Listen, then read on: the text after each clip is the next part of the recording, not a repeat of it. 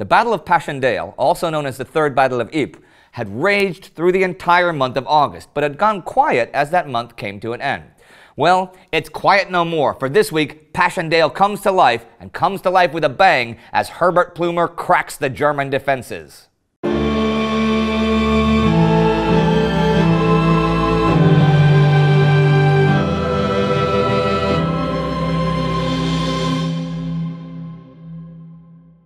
I'm Indy Neidell. Welcome to the Great War. Last week, the Second Battle of Verdun and the 11th Battle of the Isonzo River had both come to an end. There were mutinous disturbances among some British soldiers and the Chinese Labor Corps in France, and in Russia, Army Commander Lev Kornilov attempted a coup to establish a military dictatorship, a coup that quickly failed, but that left tens of thousands of armed Bolsheviks in the capital after Prime Minister Alexander Kerensky had appealed to them for help against Kornilov. And there are further developments in Russia in the wake of all this. Leon Trotsky and other Bolshevik leaders are released from prison because of public pressure. They've been held there since the street violence of the July days. The political outcome of the Kornilov affair was a disaster for Kerensky. He was hated now by both the left and the right. The left thought he had been in league with Kornilov for a time, which was sort of right. The right thought he was a traitor who had abandoned the capital city to the Bolsheviks. His provisional government was by now impotent, and Kerensky's appeal for assistance had kind of showed who had power in Petrograd. Many Bolsheviki and the Bolshevik Red Guards were now armed, and releasing Bolshevik leaders from prison threw them into an already volatile political situation. And think, at the beginning of the year, there were registered 24,000 Bolsheviks. By the end of September, that number would be over 400,000. On the 21st, sailors of the Baltic Fleet will declare that they do not recognize the authority of the provisional government and will not follow its orders. Kerensky tries this week with the Council of Five to declare Russia a republic, but who was listening by now? Russian soldiers in France were even infected by the spirit of revolution. There was a brigade at La Courtine who raised the Bolshevik red flag and refused to go to the front. On the 16th, though, they were attacked by a brigade loyal to Kerensky. Several dozen Russians were killed in the Massacre of La Courtine. American Army Commander John Pershing visited the camp and declared it the vilest and most unsanitary place I have ever seen. There was even a joke at the time about the Russian army because of its dire state and the territory it lost over the summer.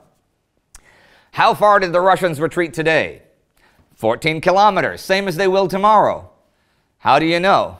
That's as far as a tired German can walk. But revolt was not limited to the Russians. This week, 500 Egyptian laborers rioted at Marseille. They had been led to believe that their position was only temporary, and now found out that they were to stay in France until the end of the war. And who knew when that would be? One laborer knocked a British officer out and seized his rifle and bayonet. That laborer was tried and executed for disturbance of a mutinous nature. And further north in Belgium, the second phase of the Battle of Passchendaele began. The first 3 weeks of September had been surprisingly free of rain in Flanders, which was great for the attackers. British General Herbert Plumer, now in overall charge of the 2nd and 5th Armies, wanted to take the Gheluvelt Plateau with the 2nd, while Hugh Gough with the 5th took part of the Ypres Ridge on his left. Plumer had managed to gather more artillery for a barrage even greater than those of July and August. He had one artillery piece for every 5 meters of front, and his artillery would be fired in 5 waves, with each one being a zone nearly 200 meters deep. Zone 1 was shrapnel, 2 was high explosive, the 3rd was indirect machine gun fire, and the last 2 were high explosives. The entire pattern, nearly a kilometer deep from front to back, swept over all German positions in a storm whose character changed every few minutes. 3.5 million shells were fired in this storm before and during September 20th. Now, on the 16th came reports of an incident where some British soldiers who were brought in from no man's land claimed under oath that they'd seen some of their men, after being disarmed and taken prisoner, bayoneted by the enemy. So with that fresh in their minds, there were few prisoners taken on the 20th when the offensive was renewed. Plumer had the fortune to hide his preparations behind the slightly elevated ground he had taken in early June at the Battle of Messines Ridge. And when his men now attacked behind a creeping barrage, the German positions fell fairly easily.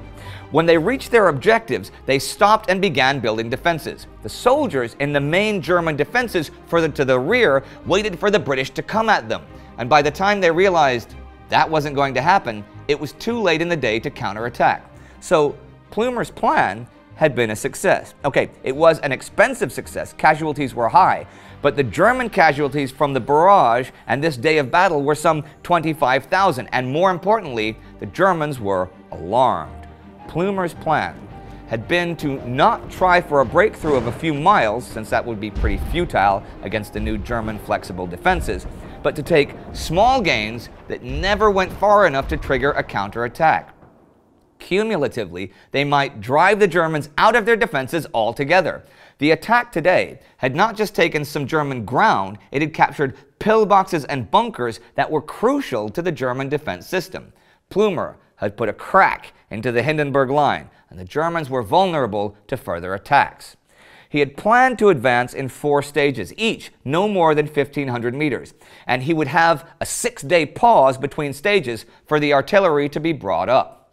The Times announced on the 21st, Menin Road battle, big British success, and the day after that began giving the troop details. Australians at Glencorse Wood, South Africans at Borry Farms.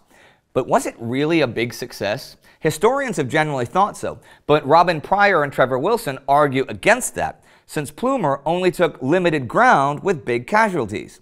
Over 20,000 casualties for 5 square miles gained, which is 4,000 per square mile.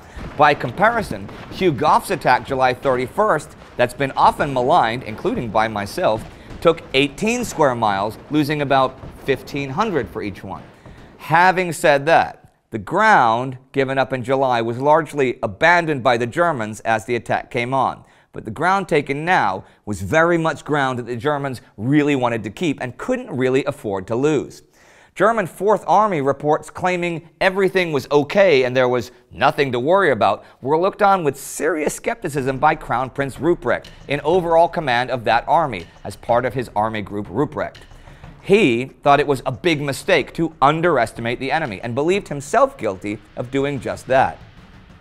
I too believed that owing to their heavy losses, the English were no longer capable of renewing the great battle in Flanders.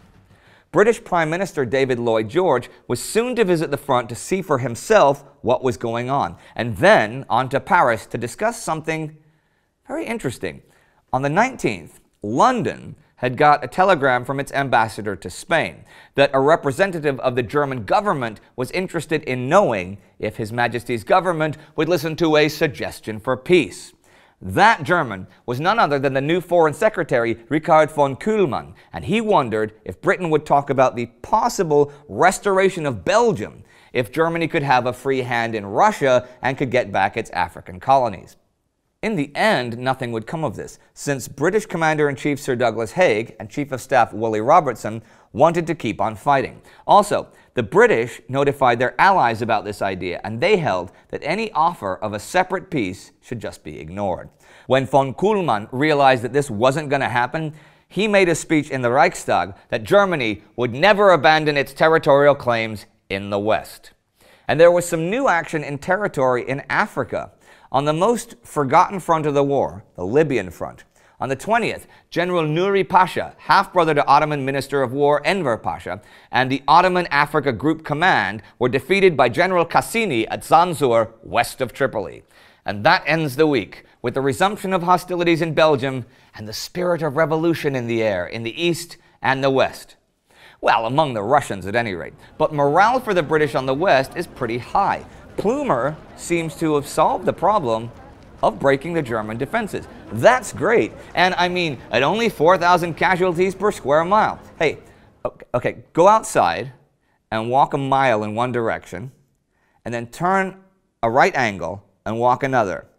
Now think that it took 4,000 casualties to take just that land. Now think how far you are from Berlin.